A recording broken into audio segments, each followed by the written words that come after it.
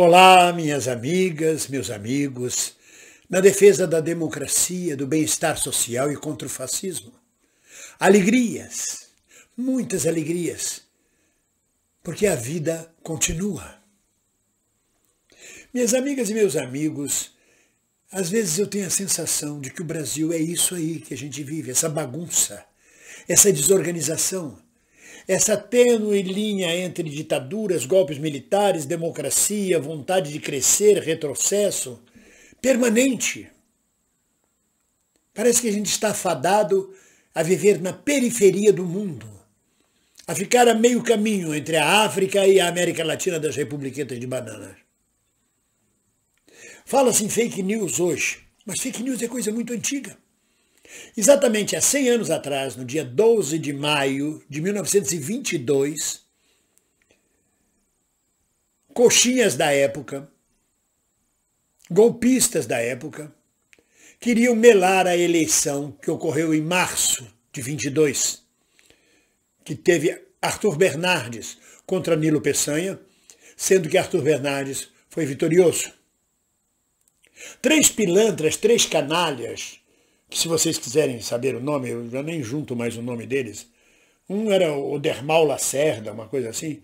Procura no Google, lá, cartas de Arthur Bernardes.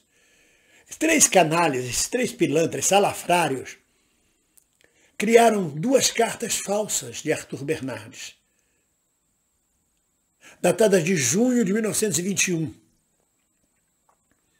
Na primeira carta, eu vou até ler para vocês, porque é tão absurdo. Na primeira carta, imitando a letra de Arthur Bernardes, inclusive cartas falsas, datada de 3 de junho de 1921,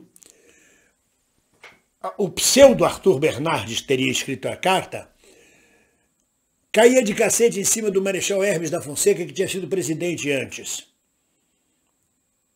criando um problema de Arthur Bernardes, do candidato Arthur Bernardes, já com as forças militares. Classificava o Marechal Hermes da Fonseca como esse sargentão sem compostura. E classificava o banquete que foi feito em homenagem ao lançamento da candidatura de Hermes da Fonseca, muitos anos antes, como uma orgia. E dizia a respeito dos militares: essa canalha precisa de uma reprimenda para entrar na disciplina. E continuava atacando também o presidente da época, Epitácio Pessoa. A segunda carta, datada de 6 de junho de 1921, era contra Nilo Peçanha, dizendo que tinha que barrar Nilo Peçanha porque esse moleque é capaz de tudo. Era uma carta endereçada ao senador Raul Soares, de Minas Gerais, pedindo que ele interferisse, desmoralizando as Forças Armadas, e além de desmoralizar as Forças Armadas, atacando Nilo Peçanha. Esses três pilantras tentaram vender essa carta para o Marechal Hermes da Fonseca, que recusou comprá-la. Aí tentaram vender para o próprio Arthur Bernardes, chantageando, ameaçando. Arthur Bernardes recusou. E foram de mão em mão, batendo de porta em porta, até que o jornal O Correio da Manhã resolveu comprar essas cartas. Com o dinheiro das cartas, um desses pilantras logo pegou um navio e se refugiou na Europa. E o Correio da Manhã publicou as cartas como se fossem verdadeiras. Deu o maior auê, a maior complicação. Clube militar, os militares ofendidos, ofenderam a honra das Forças Armadas, ofendeu a honra, o clube militar fale por nós. Igualzinho os dias de hoje, a mesma coisa. A mesma coisa. E aí já a oposição, que havia perdido as eleições em março, mas só que em maio, o Tribunal Eleitoral ainda não havia proclamado a vitória de Arthur Bernardes, ainda estava acabando de contar os votos. Aí a oposição saiu na rua melando as eleições. Não, vamos fazer outras eleições, essas foram fraudadas, não serviram, é um absurdo. Exatamente o que estamos vivendo hoje, essa ameaça de segmento das Forças Armadas junto com o golpista do Bolsonaro, se preparando para melar as eleições, com fake news. Passa 100 anos e a estrutura é a mesma, a estrutura é golpista. Porque é golpista, a origem do Exército Brasileiro é golpista, das Forças Armadas Brasileiras é golpista. As Forças Armadas saem fortalecidas depois da Guerra do Paraguai e resolvem tutelar o país. Em 1871, Deodoro da Fonseca já ensaiava ser golpista. Tentou um golpe contra o parlamento, contra o governo da época. Em 1883, o sobrinho dele, o Hermes da Fonseca, fez uma merda tão grande também com o levante militar, que o Deodoro teve que vir em socorro dele para apaziguar os ânimos. Em 89, esse mesmo Deodoro, assolado pela chamada sociedade civil, Joaquim Nabuco, Benjamin Constant e outros líderes republicanos que são hoje cultuados como heróis, e eram, na verdade, vivandeiras nas portas dos quartéis, dá um golpe contra a monarquia e contra o parlamento. Expulsa a família imperial, na mesma noite, bota rápido dentro do navio, manda embora e proclama a república. A história das Forças Armadas Brasileiras é uma história de golpe atrás de golpe. E em 1922 eles tentam mais uma vez melar as eleições. E aí prova se não é carta, se a carta é falsa, se é verdadeira, reúne uma comissão para estudar a carta. Vários membros da comissão pedem demissão, tanto da direita quanto da esquerda, vamos dizer assim, tanto da oposição quanto da situação, porque não podiam trabalhar honestamente. E no final, a comissão que sobrou decide que as cartas eram verdadeiras. Portanto, tinha que melar a eleição. Mas aí, não satisfeito, mandaram as cartas para um perito na França, que disse que as cartas são verdadeiras. Levaram as cartas para um perito na Itália, que disse que as cartas são falsas.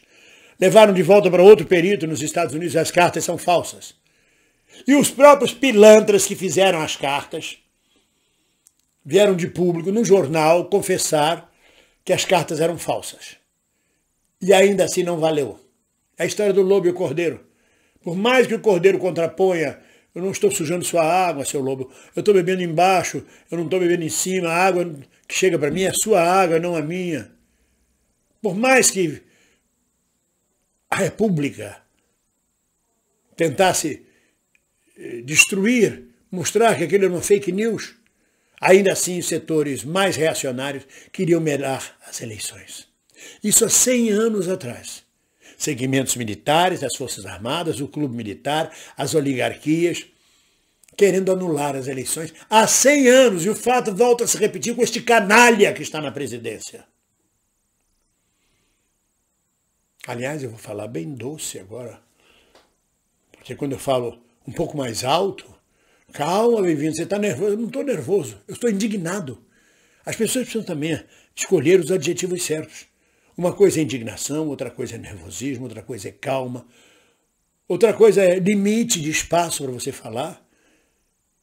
Mas só estou esclarecendo que eu não estou nervoso, estou indignado, porque 100 anos depois continua a mesma lenga-lenga. Parece que não mudou nada neste país tropical.